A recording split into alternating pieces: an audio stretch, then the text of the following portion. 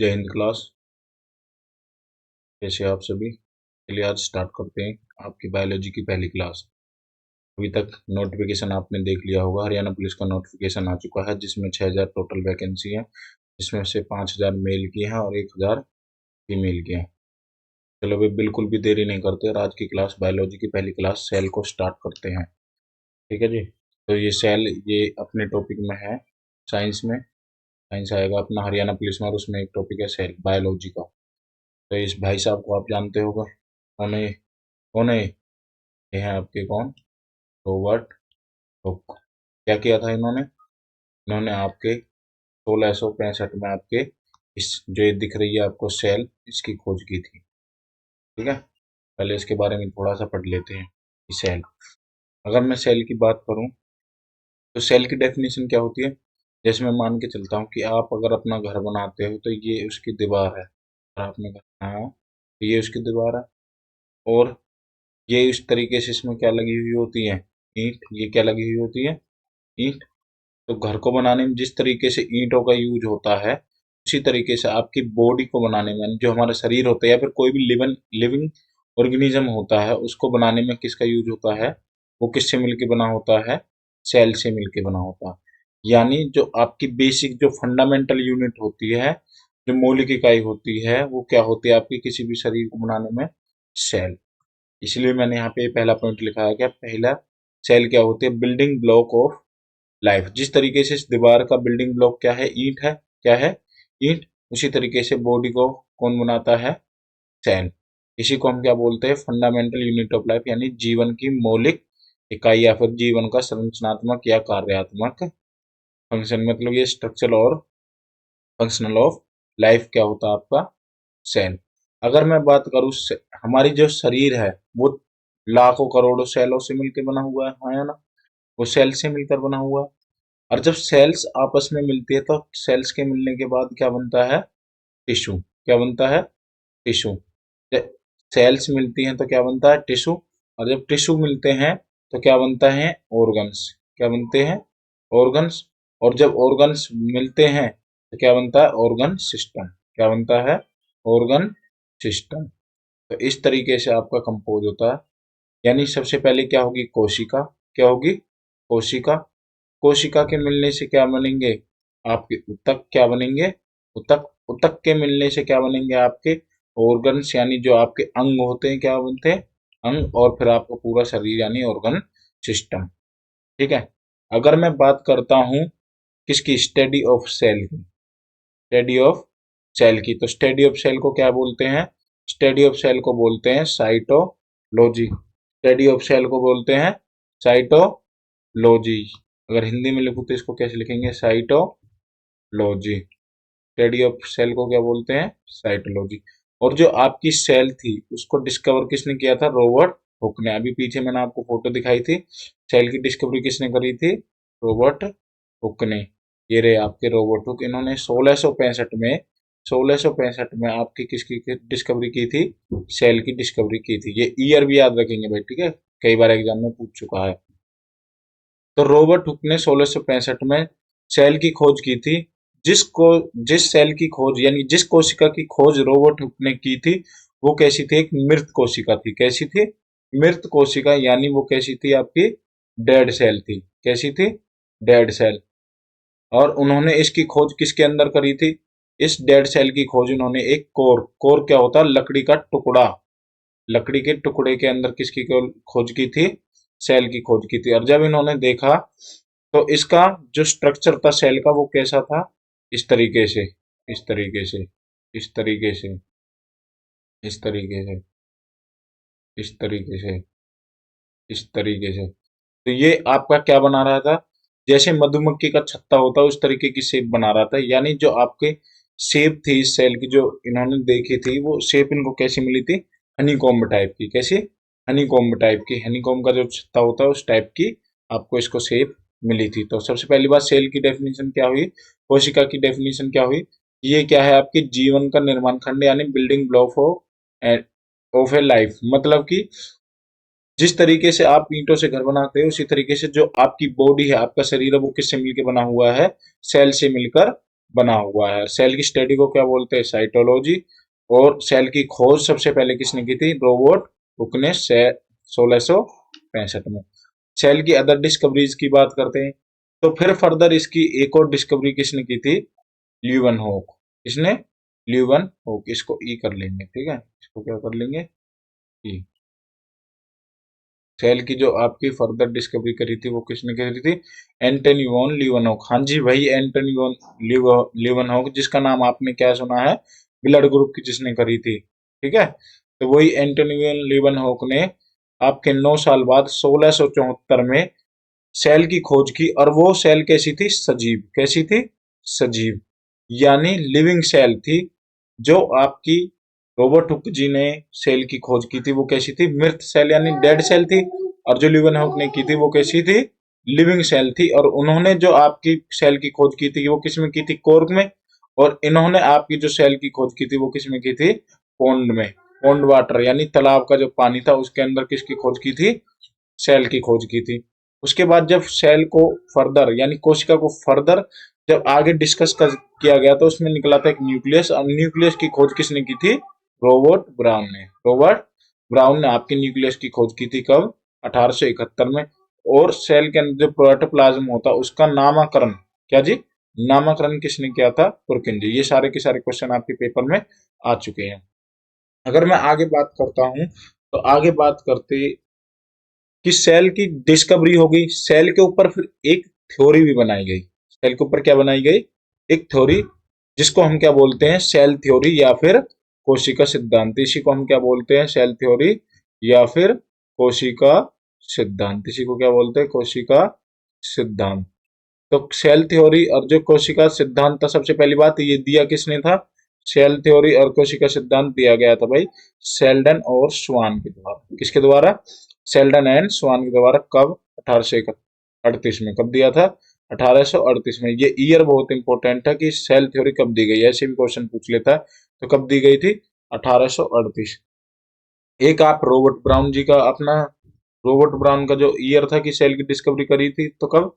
1665 में। अरे एक ईयर ये आप दोनों को तो बिल्कुल नहीं भूल सकते कि सेल्डन स्वान ने आपकी किसकी सेल थ्योरी यानी कोशिका सिद्धांत दिया था। अगर मैं बात करूं तो उस सेल थ्योरी यानी कोशिका सिद्धांत के अंदर क्या था कि all the plant and animal are composed of cell. सभी पौधे और जानवर, जितने भी लिविंग ऑर्गेनिज्म हैं वो सारे के सारे किससे मिलकर बने हुए हैं? जितनी भी चीजें हैं वो किससे मिलकर बनी हुई है? कोशिकाओं से बनकर मिलकर बनी हुई है। और कोशिका को ही हमने क्या पढ़ा था? सेल को ही हमने पढ़ा था कि ये क्या है? बेसिक यूनिट ऑफ लाइफ या फिर फंडामेंटल यूनिट ऑफ लाइफ। तो सेल थ्योरी में यही सब बातें लिखी हुई हैं। फिर इसको दिया किसने था? सेल्डन और स्वान ने। एक साइंटिस्ट का नाम और याद रखना, विर्श्चो। क्या रखोगे? विर्श्चो। इसने भी आपके फर्दर सेल थ्योरी में कुछ अपनी बाद में एडिशन किए थे। तो सेल थ्योरी किसने दी थी? सेल्डन स्वान ने। और उसमें फर्दर जो काम किए थे, आगे जो काम किए थे, एड ऑन की थी चीजें, वो किसने की थी? विर्श्चो। ठीक है, चले आगे। अगर मैं बात करूं सेल की तो ये आपके सामने रहा सेल का स्ट्रक्चर, जो कि आपकी क्या है? एक कोशिका है। अगर मैं कोशिका की बात करूं तो ये जो सेल आपको दिख रही है, ये आपकी आउटर मोस्ट लेयर हो गई। ये क्या होगी? आउटर मोस्ट लेयर, यानी जो बाहरी जो आवरण दिख रहा है इसको क्या बोलते हैं आप? Cell membrane. क्या बोलते हैं इसको? Cell membrane. और इसी का दूसरा नाम क्या है मेरे भाई? इसी का दूसरा नाम होता है प्लाज्मा मेम्ब्रेन। तो कभी भी कंफ्यूज नहीं होगे, सेल मेम्ब्रेन और प्लाज्मा मेम्ब्रेन आपकी एक ही होती है। सेल मेम्ब्रेन और प्लाज्मा मेम्ब्रेन आपकी एक ही होती है। कोशिका झिल्ली या फिर प्लाज्मा झिल्ली। तो ये जो बाहरी ढांचा होता है, जैसे अगर मैं मान के चलूँ ये एक सेल है, ऐसे मैं मान के चलूँ एक सेल है, इसके अंदर आइटम पड़े हुए, तो ये जो सबसे बाहर की जो परत है, जो सबसे बाहर ये आपको दिख रही है, इसको क्या बोलते हो आप? सेल मेम्ब्रेन और प्लाज्मा मेम्ब्रेन। अगर मैं इस सेल मेम्ब्रेन या प्लाज्मा मेम्ब्रेन की बात करूं तो मुझे ये बताओ कि क्या ये जो ये बाहरी परत थी ये आपकी सेल को वो दे सकती है? नहीं। जैसे मैं मान के चलता हूँ भाई, ये आपका घर का स्ट्रक्चर, आप घर के अंदर कुछ भी पड़ा, लेकिन जो ये क्या दे रहा है? ये जो बाउंड्री बाउंड्री ये क्या दे रहा है? आपके घर को शेप दे रहा। उसी तरीके से जो बाहर बाहर का स्ट्रक्चर है इसको क्या बोलते हैं आप? सेल मेम्ब्रेन या प्लाज्मा मेम्ब्रेन। तो ये आपको क्या है मेरे भाई? ये आपकी सेल को क्या देती है, स्ट्रक्चर प्रदान करती है। क्लियर बातचीत, हाँ या ना। आगे इसके बारे में और भी डिस्कशन करेंगे। अभी सेल के जो बीच में तुम्हें दिख रहा है ये पूरा गोल गोल सा, ये क्या हुआ आपका, न्यूक्लियस। ये क्या हुआ आपका, न्यूक्लियस। ठीक है, ये क्या हुआ आपका न्यूक्लियस, हिंदी में लिखेंगे इसको क्या, नाभिक। क्या हुआ, नाभिक। अगर मैं बात करूं आपसे आगे, ये आपको दिख रहा है ऐसा ऐसा गोल गोल ट्यूब सी दिख रही है, ये ट्यूब सी, ये ट्यूब सी, इनको क्या बोलते हैं, एंडोप्लास्टिक, एंडोप्लाज्मिक रेटिकुलम। क्या होता है, एंडोप्लाज्मिक रेटिकुलम। भाई हिंदी में भी नाम सेम होता है, ठीक है, एंडोप्लाज्मिक रेटिकुलम। तो हिंदी में भी नाम इसका यही है, एंडोप्लाज्मिक रेटिकुलम। अब इसको ऊपर ये जो डॉट डॉट दिख रहे हैं, ये डॉट डॉट दिख रहे हैं, ये रे, ये डॉट डॉट डॉट डॉट, इस चीज को आपने सुना बहुत है, ये डॉट डॉट आपको दिख रहे हैं, छोटे छोटे डॉट। तो ये आपके क्या है, ये आपके होते हैं राइबोसोम। क्या होते हैं ये आपके, राइबोसोम, जो आपके प्रोटीन बनाने में काम करते हैं। तो ये क्या हुआ आपके राइबोसोम। जो ये आपको दिख रहे हैं ये जो आपको दिख रहे हैं ये ये आपके क्या हुए, देखो कलर मैं चेंज करता हूँ। ये दिख रहा है आपको, ये भी नहीं दिख रहा कलर, एक मिनट में कलर चेंज कर, ये दिख जाएगा शायद। ये दिख रहा है आपके, ये हुआ, ये हुआ, और जो ये हुआ, ये आपके क्या हुए मेरे भाई, माइटोकॉन्ड्रिया। क्या हुए आपके, माइटोकॉन्ड्रिया,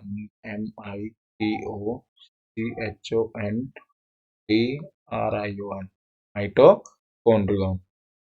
तो ये हुए आपके माइटोकॉन्ड्रियन। जो आपकी सेल में एनर्जी बनती है, जो ऊर्जा बनती है, वो बनाने का काम कौन करता है, माइटोकॉन्ड्रियन। इतनी सी बात क्लियर, हाँ या ना। जो ये आपको दिख रही है एक और दोबारा से ट्यूब, ये क्या हुआ है आपके, गोल्जी एपरेटस। क्या हुए आपके, गोल्जी एपरेटस या फिर गोल्जी बॉडी। हिंदी में भी नाम क्या होता है इसका, गोल्जी एपरेटस या फिर गोल्जी बॉडी। इतनी बात क्लियर। अब इसमें ये देख रहे हो आप, बीच बीच में लिक्विड लिक्विड सा फैला हुआ है, ये जो ये लिक्विड लिक्विड सा फैला हुआ है, ये ये जो ये लिक्विड सा फैला हुआ है, ये लिक्विड क्या है, इस लिक्विड को आप क्या बोलते हो, साइटोप्लाज्म।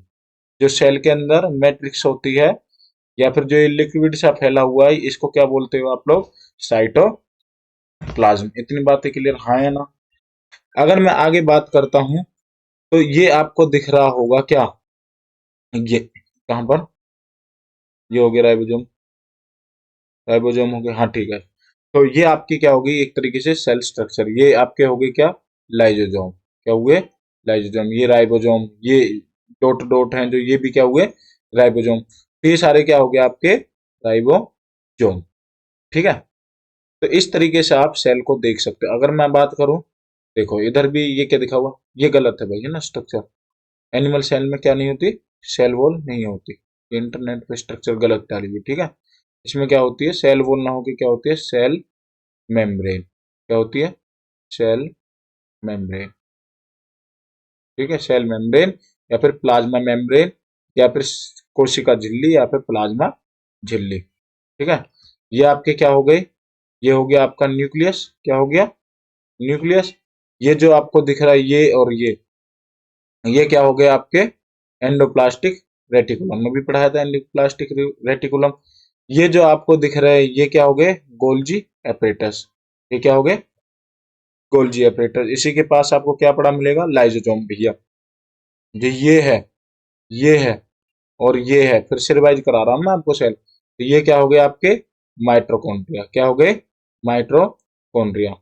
और जो ये आउटर मोस्ट लेयरिंग है ना, ये आउटर मोस्ट, ये लेयरिंग नहीं होती है ना सेल में, ये हटा रहा हूँ मैं। इसकी एनिमल सेल में की बात हो रही है, तो ये लेयर नहीं होती है ना, तो इसकी बात कर रहा हूँ मैं। जो ये आउटर मोस्ट लेयरिंग है ना, ये जा रही है, ये रही, ये इसको क्या बोलते हो, इसी को क्या, यही क्या है आपकी सेल मेम्ब्रेन। ठीक है, ये वाली तो आउटर होती नहीं है, तो यही क्या है आपकी सेल मेम्ब्रेन है। ठीक है। अब जो ये डॉट डॉट से दिख रहे हैं आपको, एंडोप्लास्टिक रेटिकुलम के पास, इनको क्या बोलते हो आप, राइबोसोम। क्या बोलते हो, राइबोसोम। और ये सारी चीजें मैं आपको क्लियर कर चुका हूं। तो अब इनके धीरे धीरे ये पार्ट होते हैं क्या, सेल के। कि सेल के अंदर चीजें क्या क्या होती है। ये हुआ आपका न्यूक्लियस होता है, एंडोप्लास्टिक रेटिकुलम होता है आपके, इसके अंदर सेल मेम्ब्रेन या फिर प्लाज्मा मेम्ब्रेन या फिर कोशिका झिल्ली होती है, और इसके अंदर आपका साइटोप्लाज्म होता है। ये जो लिक्विड सा फैला हुआ है ना, ये पानी सा फैला हुआ है, ये पूरा का पूरा क्या आपका साइटोप्लाज्म। तो ये होगी आपकी प्लांट सेल। प्लांट सेल और इसमें क्या फर्क होता है ये भी हम पढ़ेंगे। जो आपकी सेल मेम्ब्रेन है वो तो दोनों में होती है, एनिमल सेल और प्लांट सेल। अभी एनिमल पढ़ के आए थे, उसमें आपकी सेल मेम्ब्रेन होती है, लेकिन प्लांट सेल में एक और चीज आपकी एक्स्ट्रा होती है, और वो क्या होती है, सेल वॉल। क्या होती है, सेल वॉल। जो ये लाइट ग्रीन सा दिख रहा है, इस पर मैं पेन फेर रहा हूं, ये तो हो गई आपकी क्या, सेल मेम्ब्रेन। क्या हो गई, सेल मेम्ब्रेन। ठीक है। अब इसके भी बाहर आपको क्या दिख रही होगी, सेल मेम्ब्रेन। इसके भी बाहर आपको क्या दिख रही होगी,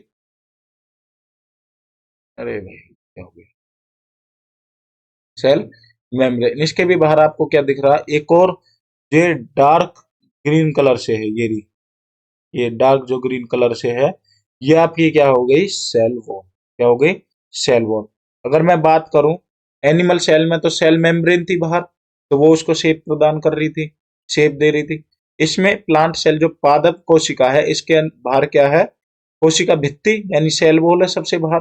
तो ये आपकी क्या है, जो आपकी प्लांट सेल है उसको शेप कौन प्रदान करेगा, उसकी आकृति कौन डिसाइड करेगा, कोशिका भित्ति यानी सेल वॉल। और जो आपकी एनिमल सेल होती है उसमें उसकी शेप कौन डिसाइड करता है, सेल मेम्ब्रेन यानी कोशिका झिल्ली। इतनी बातें क्लियर है ना।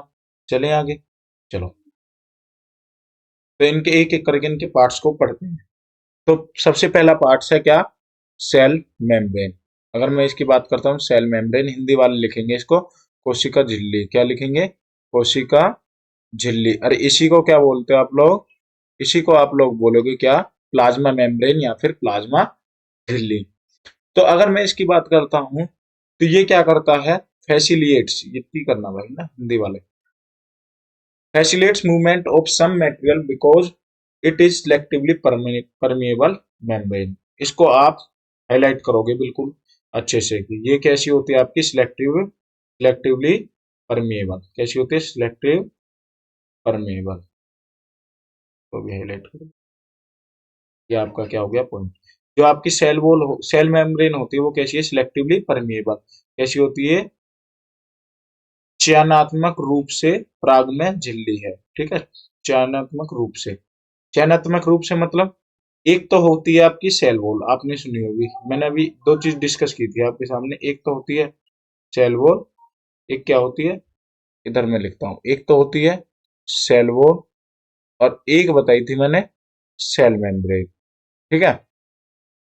तो अभी पहला पॉइंट हमने क्या पढ़ा है, जो आपकी सेल मेम्ब्रेन होती है वो कैसी होती है, सिलेक्टिवली परमिएबल। इसका मतलब क्या है कि जो आउटर मोस्ट कवरिंग होती है, ठीक है, ये तो होगी सेल मेम्ब्रेन। और सेल वॉल कैसी होती है, यहाँ पे तो होगी सेल मेम्ब्रेन, और इसके बाहर क्या होगी, सेल वॉल। तो सिलेक्टिवली परमिएबल यानी चयनात्मक रूप से परागमय का मतलब क्या होता है, कि कोई चीज बाहर से आ रहा है, कोई चीज बाहर से आ रही है, तो कौन सी चीज अंदर जाएगी, कौन सी चीज अंदर नहीं जाएगी, इसकी जो पहचान करके, मतलब इन एसेंशियल जो जरूरत की चीज होती है सिर्फ उनको लेते हैं, बाकी चीजों को छोड़ देते हैं, तो उसको क्या बोलते हैं, सिलेक्टिवली परमिएबल यानी चयनात्मक रूप से परमिएबल। और जो सेल वॉल होती है वो कैसी होती है, परमिएबल, फुली परमिएबल। कैसी होती है, पर फुली परमिएबल यानी पूर्ण रूप से परागमय। कैसी होती है, पूर्ण रूप से परागमय। तो इसके अंदर सेल वॉल के अंदर तो कोई भी चीज जाएगी वो घुस जाएगी, लेकिन जो आपकी सेल मेम्ब्रेन होती है, जो आपकी सेल मेम्ब्रेन होती है, उसमें सिलेक्टिवली चीजें अंदर जाती हैं, जिसको वो चाहेगा उसको अंदर लेगा, जिसकी उसको जरूरत नहीं है उसको वो अंदर नहीं लेगा। तो जो आपकी सेल मेम्ब्रेन होती है वो कैसी, सिलेक्टिवली परमिएबल, लेकिन सेल वॉल आपकी सिलेक्टिवली परमिएबल नहीं होती। पहला पॉइंट क्लियर है ना। चलें आगे। चलो भाई, अगर मैं बात करूं तो ये किसके बने होते हैं आपके, ये आपके बने होते हैं प्रोटीन और लिपिड्स। जो आपके, ये लाइन याद मत करना, ठीक है, बस ये याद करना जो मैं आपको बता रहा हूँ। सेल मेम्ब्रेन है वो किसकी बनी होती है, प्रोटीन की बनी होती है और लिपिड्स की बनी होती है। क्लियर बातचीत है ना, कि जो आपकी सेल मेम्ब्रेन कोशिका झिल्ली है वो प्रोटीन और लिपिड्स की बनी होती है। अब जो ये सेल मेम्ब्रेन जो होती है वो होती है फ्लेक्सिबल, ये कैसी होती है, लचीली होती है। लेकिन जो आपकी सेल वॉल होती है वो कैसी होती है, रिजिड होती है। क्लियर है बातचीत, रिजिड यानी कठोर। सेल वॉल कोशिका भित्ति कैसी होगी आपकी, कठोर। और जो आपकी कोशिका झिल्ली सेल मेम्ब्रेन है वो कैसी होगी, फ्लेक्सिबल, लचीली होगी। तो इसके लचीलीपन की वजह से क्या होता है, चीजें अंदर जाती है। मैंने अभी आपको क्या बताई थी एक चीज, ये होगी आपकी सेल वॉल, ठीक है। सेल वॉल के अंदर होती है सेल मेम्ब्रेन। अब सेल वॉल के अंदर तो सारी चीजें घुस जाती हैं, हाँ है ना, सेल वॉल के अंदर तो सारी चीजें घुस जाती है। लेकिन सेल जो वॉल सेल मेम्ब्रेन जो होती है वो होती है आपकी फ्लेक्सिबल। कोशिका जो झिल्ली होती है वो कैसी होती है, फ्लेक्सिबल। तो वो फ्लेक्सिबल होने की वजह से कुछ ही चीजों को जिनकी उसकी जरूरत होती है उनको ही अंदर लेती है। यानी इनगल्फ क्या करती है, निगलना। इनगल्फ का मतलब क्या होता है, निगलना। निगलता फूड और अदर मटेरियल जो बाहर से आ रहे हैं उसके लिए उनको एनगल्फ करती है, ठीक है। कौन, सेल मेम्ब्रेन। तो सेल मेम्ब्रेन का अगर मैं समरी करूँ तो सबसे पहली बात ये कैसी होती है, सिलेक्टिवली परमिएबल होती है, कुछ ही चीजों को अंदर लेती है। इसका मतलब ये हुआ, ये किसकी बनी होती है, प्रोटीन और लिपिड्स की। किसकी बनी होती है, प्रोटीन और लिपिड्स। अगर आगे मैं बात करता हूँ तो आपकी ये चीजों को क्या करती है, निगलती है। यानी कुछ चीजों को तो अंदर आने देती है, कुछ को नहीं आने देती। क्लियर बातचीत, है ना। अगर मैं आगे बात करूँ तो आगे आता है आपका सेल वॉल। क्या आती है, सेल वॉल। जिस तरीके से हमने क्या पढ़ा था, सेल मेम्ब्रेन, उसी तरीके से हम अब पढ़ेंगे क्या, सेल। अगर मैं सेल वॉल की बात करूं तो सेल वॉल, सेल मेम्ब्रेन तो आपकी, देखो एनिमल सेल लिखता हूं मैं और प्लांट सेल, दोनों के अंदर क्या मिलेगा आपको, सेल मेम्ब्रेन। क्या मिलेगा, सेल मेम्ब्रेन। यानी कोशिका जो झिल्ली है वो दोनों के अंदर है। लेकिन सेल जो वॉल है, कोशिका भित्ति है, जो आपकी कोशिका भित्ति है, वो सिर्फ आपको किसके अंदर मिलेगी मेरे भाई, वो सिर्फ आपको प्लांट सेल यानी जो पादप सेल होगी, पादप कोशिका होगी, उसके अंदर क्या मिलेगी आपको, सेल वॉल। यानी इसका मतलब क्या हुआ, जो एनिमल जंतु कोशिका होती है उसके अंदर क्या नहीं मिलता, सेल वॉल प्रेजेंट नहीं होता। जो आपकी सेल मेम्ब्रेन कोशिका झिल्ली होती है वो आपकी लिविंग होती है, सजीव होती है। लेकिन जो आपकी कोशिका भित्ति सेल वॉल होती है वो कैसी होती है, अजीवित यानी नॉन लिविंग होती है। अभी मैंने आपको एक बात बताई थी कि वही परमिएबल वाली की जो सेल मेम्ब्रेन होती है, जो आपकी कोशिका झिल्ली होती है वो कैसी होती है, चयनात्मक रूप से परागण यानी सिलेक्टिवली परमिएबल। लेकिन जो आपकी कोशिका भित्ति यानी सेल वॉल होती है वो आपकी कैसी होती है, फ्रीली परमिएबल यानी स्वतंत्र रूप से परागण। जैसे प्लांट सेल में आपकी सेल मेम्ब्रेन कोशिका झिल्ली उसकी क्या बना रही थी, शेप, क्योंकि सबसे बाहर क्या थी, सेल मेम्ब्रेन थी प्लांट सेल में।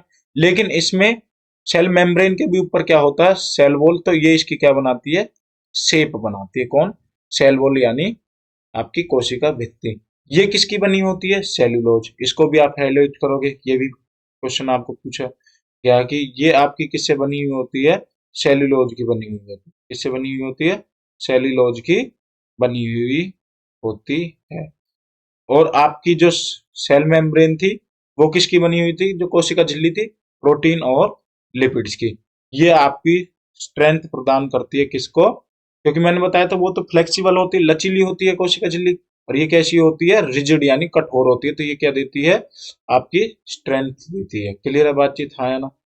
अब जो आपकी जनरली सेल वॉल होती है, जो प्लांट की सेल वॉल होती है, पौधों की जो सेल वॉल यानी कोशिका भित्ति होती है वो किससे बनी हुई होती है, सेल्यूलोज की बनी हुई होती है। लेकिन जो बैक्टीरिया, बैक्टीरिया के अंदर भी क्या होता है, बैक्टीरिया के अंदर भी क्या होता है, सेल वॉल। तो बैक्टीरिया के जो अंदर सेल वॉल होती है, बैक्टीरिया इधर मैं लिखता हूँ, ठीक है। बैक्टीरिया के अंदर जो सेल वॉल होता है वो किसकी बनी होती है, ग्लाइको ग्लाइको कैलिक्स। किसकी बनी होती है, ग्लाइको कैलिक्स की। जो बैक्टीरिया होता है उसके अंदर जो सेल वॉल होती है वो किसकी बनाई बनी होती है, ग्लाइकोकैलिक्स। उसी तरीके से जो आपकी फंजी, फफूंद सुना है ना, फफूंद के अंदर भी आपकी क्या मिलती है, इन तीनों के अंदर यानी एक तो पौधों के अंदर, बैक्टीरिया के अंदर और फंजाई के अंदर सेल वॉल होती है। जो आपकी पौधों के अंदर सेल वॉल होती है वो किससे बनी होती है, सेल्यूलोज से। बैक्टीरिया के अंदर बनी होती है ग्लाइकोकैलिक्स। फिर से सुन लेना, ग्लाइकोकैलिक्स। और जो आपकी फफूंद होती है उसके अंदर जो सेल वॉल कोशिका भित्ति होती है वो किसकी बनी हुई होती है मेरे भाई, वो बनी होती है काइटिन की। किसकी बनी होती है, काइटिन की। काइटिन पढ़ो, चिटिन पढ़ो, जो भी पढ़ो, ठीक है, लेकिन पेपर में करके आ जाना, ऐसा लिखा मिलेगा, ठीक है। चलो, क्लियर है। चलो भाई, दूसरा पार्ट क्या हुआ सेल का? न्यूक्लियस। क्या हुआ? न्यूक्लियस। अभी मैंने आपको सेल पढ़ाई थी, है ना। अभी मैं फोटो दिखाता हूँ आपको। ये हुई आपकी सेल। इसके अंदर जो ये पार्ट है, ये अंदर का, ये पार्ट को क्या बोलते हो आप? न्यूक्लियस। अभी इसी को हम पढ़ने जा रहे हैं कि ये क्या है आपका? न्यूक्लियस। तो अगर मैं न्यूक्लियस की बात करूं तो ये आपका जो केंद्र में बैठा हुआ है वो पार्ट क्या हुआ आपका? न्यूक्लियस। क्या हुआ? न्यूक्लियस। अब मैं बात करूं तो आपको मैं दूसरी पिक्चर दिखाता हूं न्यूक्लियस की। लो जी, ये हुआ आपका न्यूक्लियस। अब जो न्यूक्लियस है ये आउटर कवरिंग हुई इसकी। ये क्या हुई? Outer covering. आया ना? ये जो आउटर कवरिंग दिख रही होगी आपको, तो इसको क्या बोलते हैं आप? Nuclear envelope. क्या बोलते हैं? पहली बात तो इसको इसको बोलते हैं न्यूक्लियर एनवलप। एनवलप का मतलब क्या होता है? लिफाफा। और न्यूक्लियस का मतलब क्या होता है? न्यूक्लियस, ठीक है। न्यूक्लियस का मतलब नाभिक लिफाफा। इसको क्या बोलते हैं? नाभिक लिफाफा, सॉरी, ठीक है।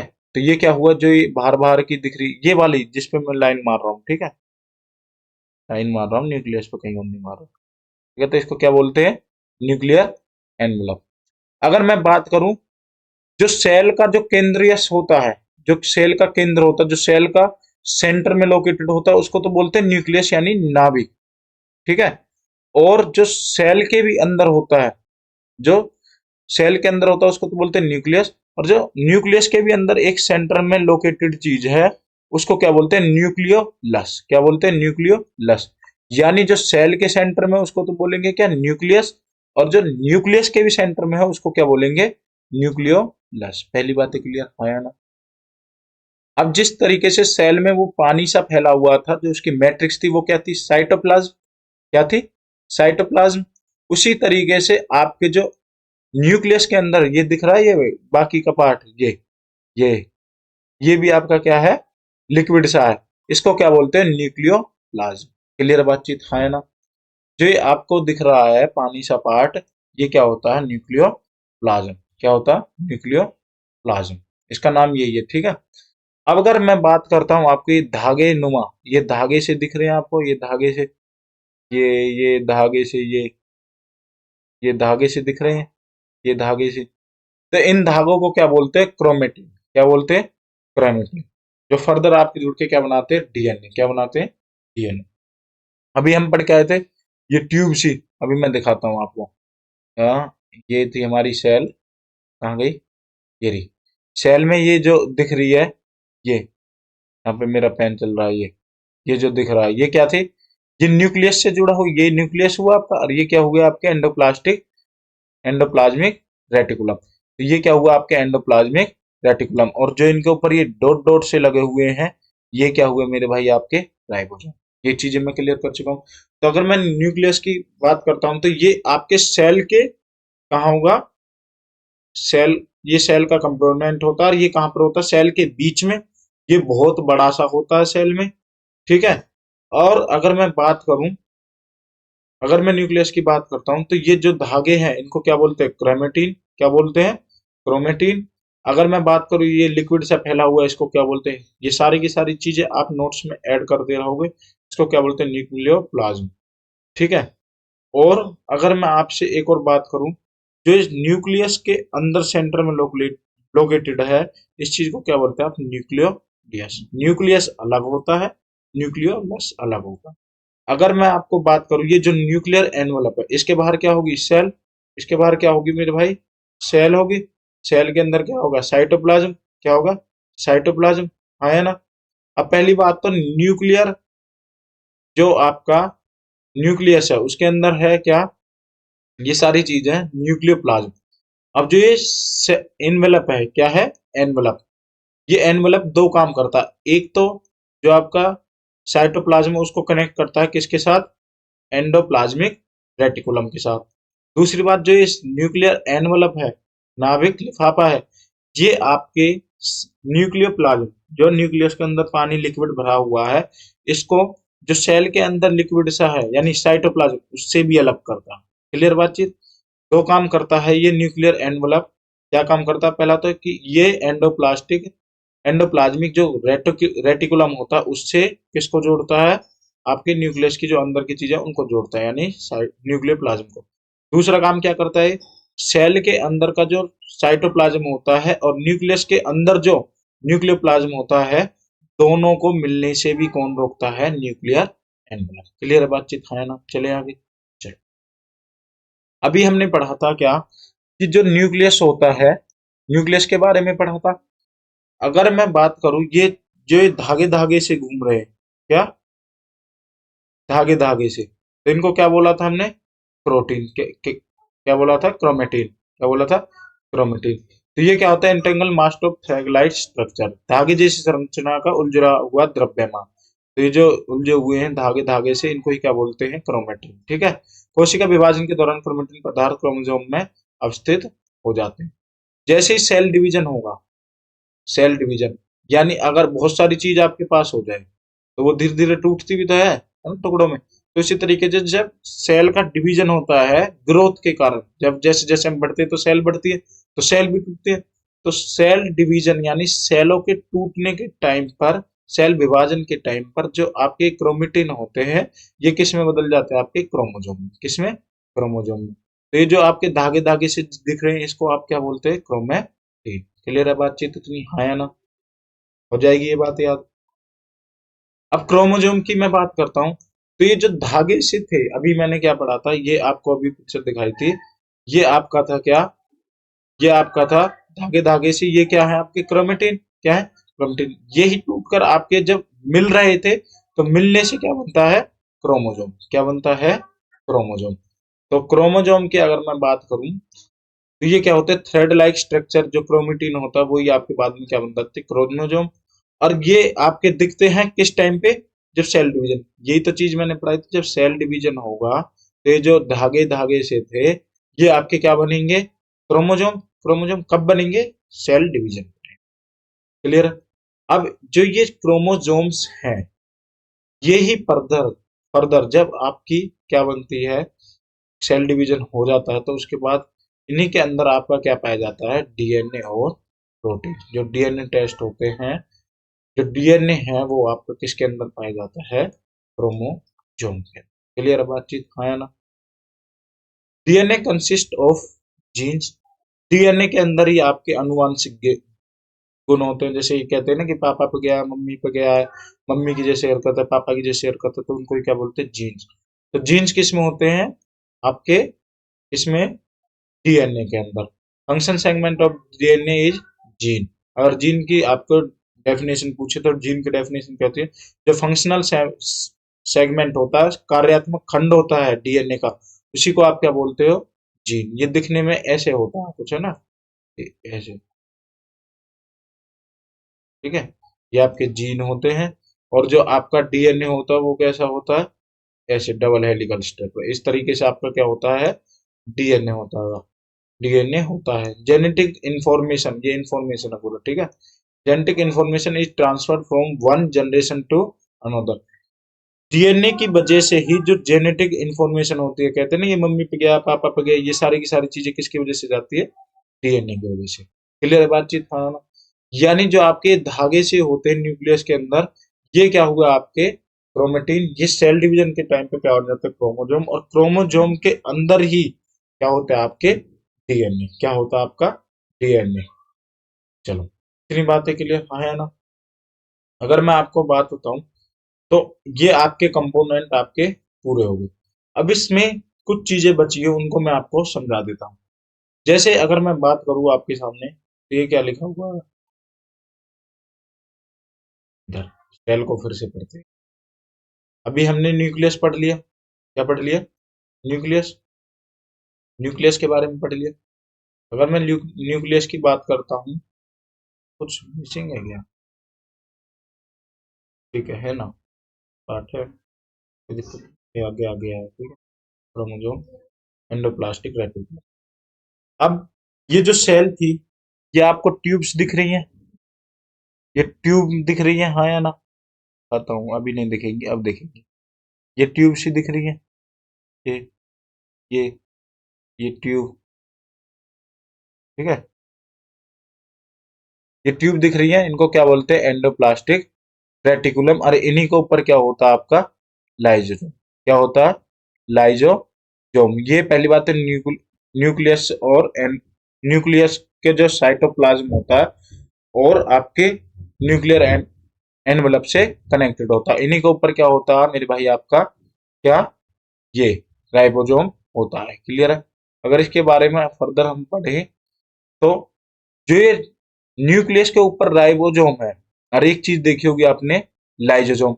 लाइजोसोम के अंदर एक होता है इंजाइम, एक इंजाइम होता है आपका, क्या जी, एक इंजाइम होता है। वो जो इंजाइम होता है वो बनता कहां पर है, वो बनता है आपके एंडोप्लाज्मिक रेटिकुलम के अंदर। क्या बनता है, जो लाइजोसोम के अंदर जो इंजाइम होता है वो आपका बनता कहां पर है, एंडोप्लाज्मिक रेटिकुलम। ये बात याद रखोगे कि एंडोप्लाज्मिक रेटिकुलम क्या बनाता है, जो राइबोज सॉरी लाइजोसोम के अंदर जो एंजाइम होता है उसको कौन बनाता है मेरे भाई, एंडोप्लाज्मिक रेटिकुलम। अरे इसी के ऊपर क्या होता है, ये आपके डॉट डॉट है, इसी के अंदर ऊपर क्या होता है आपका, राइबोसोम होते हैं। अगर मैं बात करूं, ये तो हो गई रफ एंडोप्लाज्मिक, जहाँ पे डॉट डॉट होते हैं वो कैसे होते हैं, रफ। और एक जगह ये कैसे मिलेंगे, ऐसे ट्यूब सी खड़ी खड़ी सी, ठीक है। तो वो आपको क्या मिलेंगे, वो होते हैं आपके क्या, स्मूथ। ये रहे देखो, ये वाले क्या हो गए आपके, स्मूथ, ये कनेक्ट हुए। इसको क्या बोलते हैं, स्मूथ एंडोप्लाज्मिक रेटिकुलम। अगर आपसे पूछे कि राइबोसोम जो होते हैं वो क्या करते हैं, तो वो आपके क्या बनाते हैं, प्रोटीन। राइबोसोम क्या बनाते हैं आपके, प्रोटीन। आपके एंडोप्लाज्मिक रेटिकुलम क्या बनाता है, लाइजोसोम के अंदर जो एंजाइम भरा हुआ होता है उसको कौन बनाता है, हाइड्रोलिटिक एंजाइम होता है, उसको कौन बनाता है, एंडोप्लाज्मिक रेटिकुलम। ठीक है। और उसको भर के बैठा हुआ कौन रहता है, लाइजोसोम। क्लियर है बातचीत, हाँ या ना। और अगर मैं बात करूं तो ये हुए आपके गोल्जी एपरेटस। क्या हुए, गोल्जी एपरेटस। आगे स्लाइड में मेंशन है या नहीं मैं देख लेता हूं। ठीक है, ठीक है। तो ये अब इसके बाद पढ़ते हैं। ये देखो, ये आपको दिख रहे होंगे ये ट्यूब, ये क्या है आपके, एंडोप्लाज्मिक रेटिकुलम। काम क्या होता है इनका, जो लाइजोसोम के अंदर जो लिक्विड भरा हुआ है, हाइड्रोलिटिक एंजाइम जो भरा हुआ है, उसको बनाने का काम कौन करता है आपका, एंडोप्लाज्मिक रेटिकुलम। ये आपके दो टाइप के होते हैं, एक तो स्मूथ, एक होते हैं रफ। और रफ एंडोप्लाज्मिक रेटिकुलम के ऊपर जो ये डॉट डॉट दिख रहा है, इसमें देखो बहुत क्लियरली दिख रहा है। इन्हीं को आप क्या बोलते हो, राइबोसोम। और राइबोसोम क्या बनाते हैं आपके सेल के अंदर, प्रोटीन। क्या बनाते हैं, सेल के अंदर प्रोटीन बनाते हैं। क्लियर बातचीत, हाँ या ना। चलें आगे, चलो भाई। उसके बाद अगला टॉपिक आया आपके, अगली जो आपकी स्टेटमेंट आई वो क्या हुई, गोल्जी एपरेटस।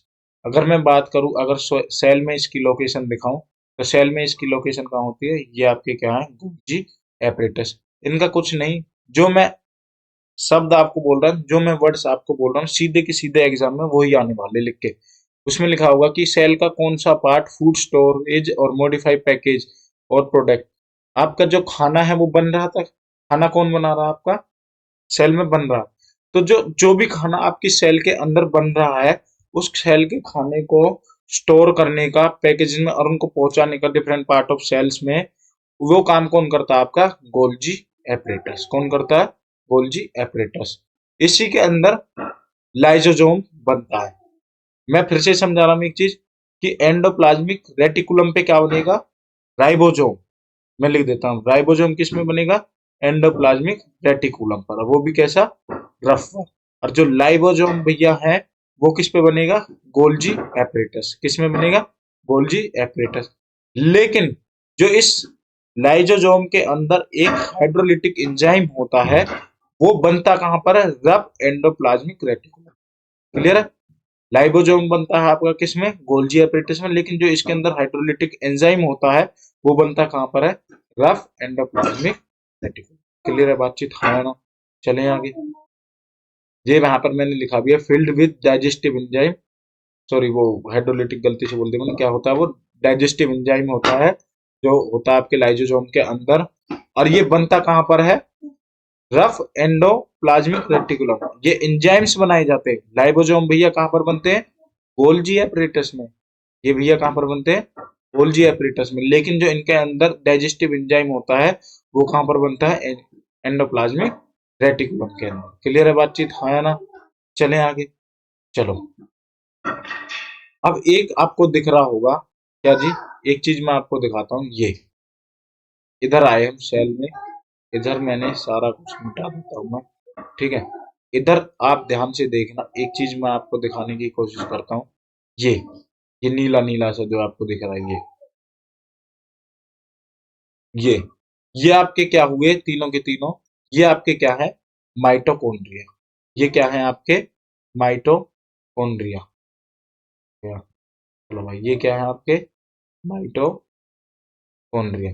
अगर मैं माइटोकॉन्ड्रिया की बात करता हूं, तो ये आपका क्या होता है, सीधा लिखा आएगा पावर हाउस ऑफ सेल।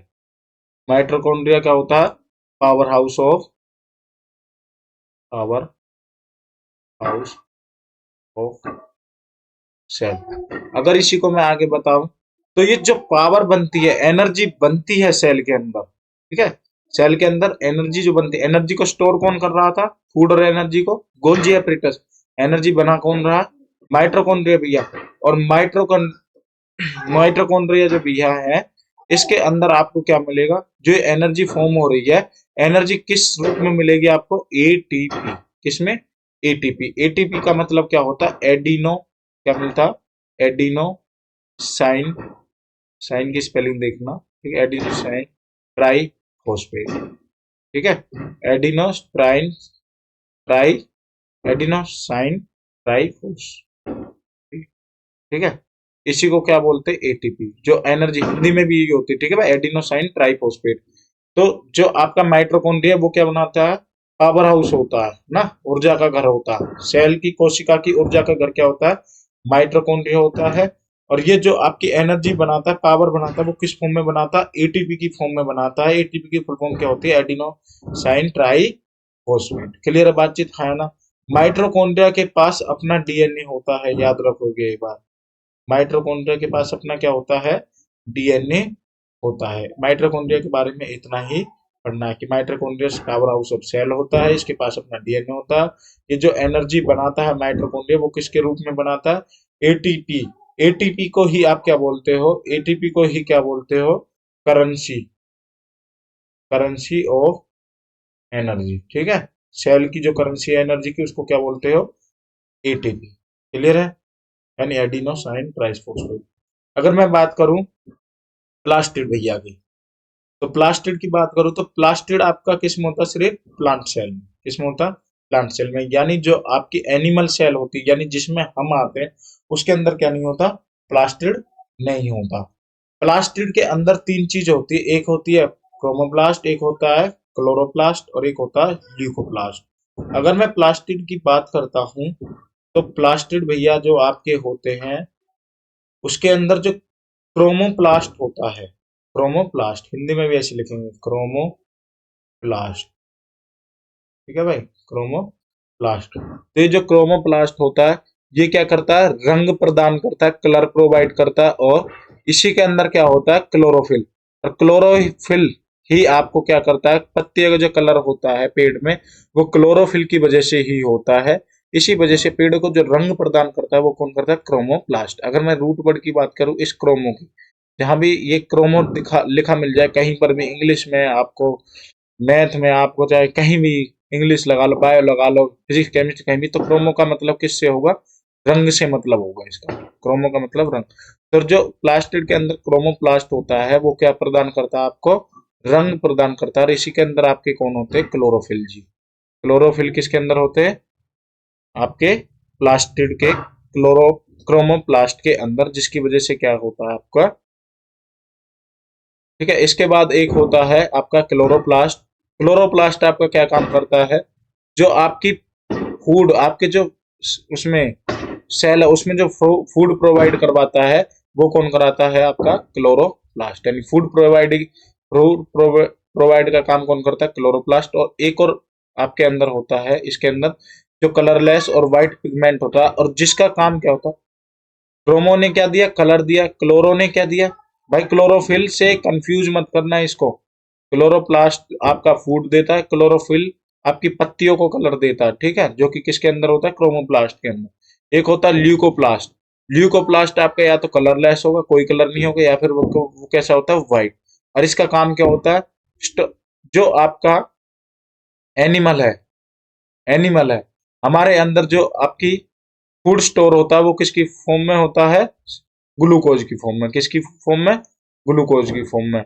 और जो आपके पेड़ पौधे होते हैं उसके अंदर किसकी फॉर्म में होता है? स्टार्च की फॉर्म में। तो ल्यूकोप्लास्ट आपके स्टार को स्टोर करता है, स्टार को स्टार्च को स्टोर करता है, ऑयल को, प्रोटीन ग्रेन्यूल्स, प्रोटीन के टुकड़े होते हैं उनको कौन स्टोर करता है? ल्यूकोप्लास्ट। यानी प्लास्टिड की अगर मैं बात करूं तो प्लास्टिड के 3 टुकड़े होते हैं। पहला टुकड़ा हुआ आपका क्या जी? क्रोमोप्लास्ट, जो कि आपको क्या प्रदान करता है? कलर। और इसी के अंदर एक चीज होती है क्लोरोफिल, जो आपकी पत्तियों को कलर प्रदान करती है। पहली बात, ठीक है। दूसरा होता है इसके अंदर, दूसरा पार्ट है क्लोरोप्लास्ट, जो आपके फूड प्रोवाइड का काम करता है, जो आपका भोजन प्रदान करता है। वो एक पार्ट है क्लोरोप्लास्ट किसका? प्लास्टिड का। इसी का जो तीसरा हिस्सा वो है ल्यूकोप्लास्ट, जो आपको कलरलेस होता है और व्हाइट पिगमेंट, या तो कलरलेस होगा या फिर व्हाइट व्हाइट सा होगा। और ये काम क्या करता है? स्टार्च, यानी जो आपके फूड स्टोर होते हैं वो किस फॉर्म में होते हैं? प्लांट में स्टार्च की फॉर्म में। तो आपके फूड को स्टोर करने का और ऑयल और प्रोटीन को स्टोर करने का काम कौन करता है? ल्यूकोप्लास्ट। ये क्लियर है बातचीत? हाँ या ना? क्लियर है? चलो भाई, ज्यादा आगे आ गया। चलो, ये सारी चीजें हो गई। अब पढ़ते हैं हम सेल के प्रकार। 1 मिनट देना मुझे।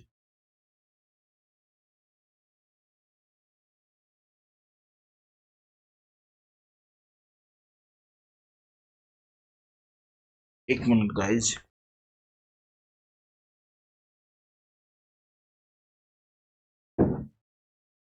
चलिए भाई, अगर बात करूं मैं सेल के टाइप की, तो सेल होती है प्रोकैरियोटिक, क्या? प्रोकैरियोटिक टाइप की। और एक होती है आपकी कैसी? एक होती है आपकी यूकैरियोटिक सेल। ठीक है। तो प्रोकैरियोटिक और यूकैरियोटिक में सबसे पहली बात आप क्या याद करोगे? न्यूक्लियस एब्सेंट होता है इसमें, और माइटोकॉन्ड्रिया एब्सेंट।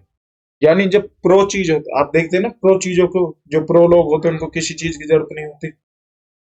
तो इसी तरीके से आपकी जो प्रोकैरियोटिक सेल होती है, प्रोकैरियोटिक कोशिका जो होती है, उनके अंदर न्यूक्लियस और माइटोकॉन्ड्रिया नहीं होते। न्यूक्लियस और माइटोकॉन्ड्रिया नहीं होते।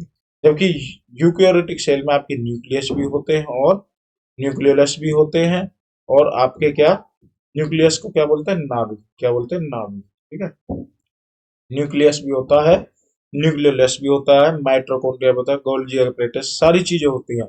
अगर मैं प्रोकैरियोटिक सेल जिनके अंदर न्यूक्लियस या फिर माइटोकॉन्ड्रिया नहीं होता, उनके अगर मैं साइज की बात करता हूँ तो उनका साइज कितना होता है? 1 से 10 मीटर। ये पूछ लेते हैं कभी कभी। बस एक आइडिया रखना, इतना होता है। इसी तरीके से अगर मैं यूकैरियोटिक सेल की बात करूं तो उसके साइज की अगर मैं बात करता हूं तो उसका साइज क्या होता है? 5 से 10 माइक्रोमीटर। इसमें जो क्रोमोसोम होते हैं वो कैसे होते हैं? सिंगल। अभी मैंने आपको क्या बताया, जो प्रोलोग होते हैं उनको किसी चीज की जरूरत नहीं होती, तो ये अपना आराम से सिंगल रहते हैं। और जो आपके यूकैरियोटिक सेल होते हैं उसमें कैसे होते हैं? More than 1 chromosome. ठीक है। अगर मैं बात करूं तो इसमें तो इनको छोड़ के जो ये लिखे हुए हैं, प्रोकैरियोटिक सेल के अंदर प्रोकैरियोटिक कोशिका के जो उदाहरण है वो क्या है? बैक्टीरिया हो गया, साइनोबैक्टीरिया हो गया, मायो माइकोप्लाज्मा हो गया। इनको छोड़ के अगर कोई और नाम आपको दिखे तो वो सारे की सारे किस्म होंगे यूकैरियोटिक सेल। इतनी बातें क्लियर? हाँ या ना? चले, चले भाई, चलो। तो ये आपकी सेल हो गई। अगर मैं आपको एक बात फिर से रिवीजन करा दूं, तो रिवीजन ये हुआ, जो आउटर मोस्ट कवरिंग होती है वो क्या होती है? आपकी सेल मेम्ब्रेन। वो क्या होती है? Cell membrane. इसमें ये स्ट्रक्चर गलत बना हुआ, ठीक है। ये वाली मेम्ब्रेन है, ये नहीं आएगी। तो सेल मेम्ब्रेन कैसी होती है? चयनात्मक रूप से परागमय, यानी सिलेक्टिवली परमिएबल। ये जरूरत की चीजों को ये अंदर आने देती है। क्लियर बातचीत? हाँ है ना? और उसके बाद हमने पढ़ा था क्या आपका, और उसके बाद हमने पढ़ा था सेल मेम्ब्रेन के बाद सेल वॉल। ये सिर्फ आपकी किस में होती है? एनिमल में होती है। सेल मेम्ब्रेन आपकी लिविंग होती है। सेल वॉल यानी कोशिका भित्ति जो होती है वो आपकी क्या होती है? नॉन लिविंग यानी निर्जीव होती है। सेल मेम्ब्रेन कोशिका जो झिल्ली होती है वो आपकी सिलेक्टिवली परमेबल यानी चयनात्मक रूप से पराग में होती है। लेकिन जो आपकी कोशिका भित्ति यानी सेल वॉल वो होती है, वो आपकी क्या होती है? स्वतंत्र रूप से पराग में या फिर फ्रीली परमेबल। आपके जो एनिमल है, ये पॉइंट सुनना, एनिमल है उसमें जो शेप देगा सेल को वो कौन होगी? सेल मेम्ब्रेन कोशिका झिल्ली। लेकिन जो आपके पौधे हैं, पेड़ पौधे हैं, उनके अंदर जो सेल कोशिका को जो शेप देते हैं वो क्या होती है? आपकी कोशिका भित्ति। जो आपकी सेल मेम्ब्रेन कोशिका झिल्ली होती है वो किसकी बनी हुई होती है? आपकी प्रोटीन और लिपिड्स की।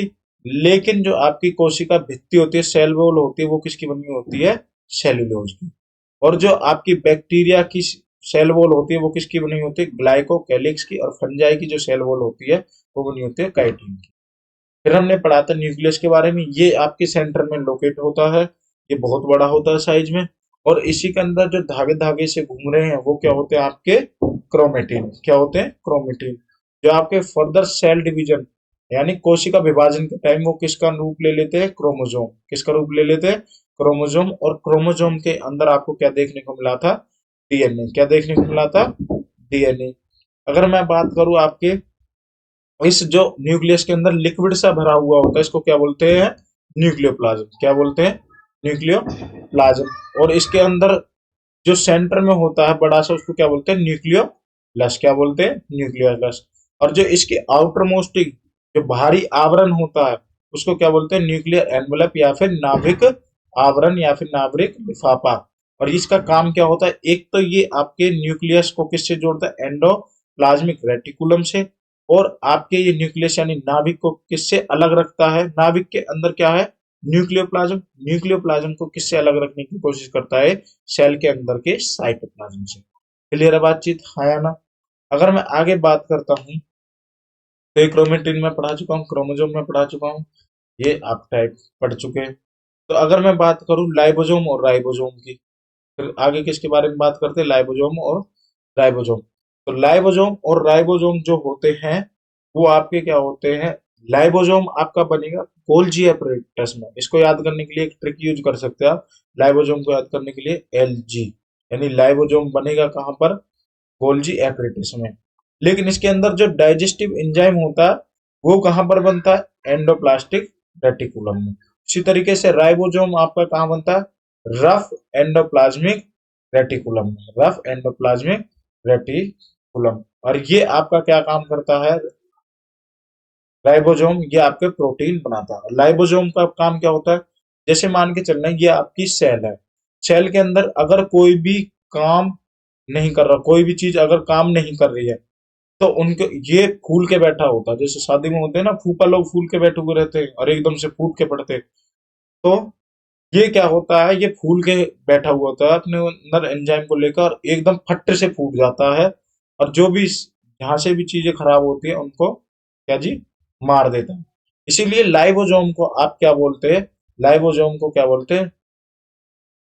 मृतक, मृतक घर बोलते हैं। ठीक है, मृतक घर। सेल का मृतक घर किसको बोलते हैं? लाइबोसोम। ठीक है, dead house of cell is lysosome. Clear है? अगर मैं इन दोनों की कंपैरिजन करता हूं, प्लांट की और एनिमल सेल की, तो दो एनिमल सेल और प्लांट सेल पहले पढ़ते हैं दोनों में क्या होते हैं। दोनों के अंदर आपको मिलेंगे क्या? एक तो माइट्रोकॉन्ड्रिया होगा दोनों में, गोल्जी एपरेटस होंगे दोनों में। ठीक है, एंडोप्लाज्मिक रेटिकुलम होंगे, साइटोप्लाज्म भी दोनों में होगा और राइबोसोम भी। लेकिन प्लांट के अंदर हमने पढ़ी थी एक चीज एक्स्ट्रा, क्या थी? Cell wall. क्या थी? Cell wall. एक क्या था आपका? वैक्यूल। क्या है? वैक्यूल। ये देख रहे हो आप? ये ये आपका क्या? वैक्यूल। ये क्या करता है? आपके टर्जिडिटी प्रदान करता है। ठीक है, इसके अंदर भी वैक्यूल होता है, लेकिन इसके अंदर मिलेगा आपके प्लांट सेल के अंदर क्या होता है? Permanent vacuum.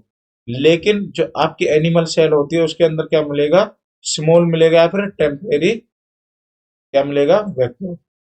प्लांट सेल के अंदर हमने पढ़े थे क्रोमोप्लास्ट मिलते हैं, क्लोरोप्लास्ट मिलते हैं, है ना? क्लोरोप्लास्ट। लेकिन जो एनिमल सेल होती है उसके अंदर क्या नहीं मिलता? क्लोरोप्लास्ट नहीं मिलता। ठीक है, ये कुछ नहीं है। चलो भाई, ये आपकी सेल की क्लास यहाँ पर कंप्लीट हुई। तो आगे अगली वीडियो में इसके ऊपर इसको रिवाइज कर लेना एक दो बार भाई। ठीक है, इसके बाद अगली वीडियो में आपको कराएंगे इसके प्रीवियस ईयर क्वेश्चन जो आपके डिफरेंट डिफरेंट एग्जाम में आए हुए हैं, उन सबको कवर करेंगे next video. Okay, thank you class. और क्लास अच्छी लगी हो तो अपनी YouTube channel and class for selection को सब्सक्राइब कर देंगे। Okay class, thank you.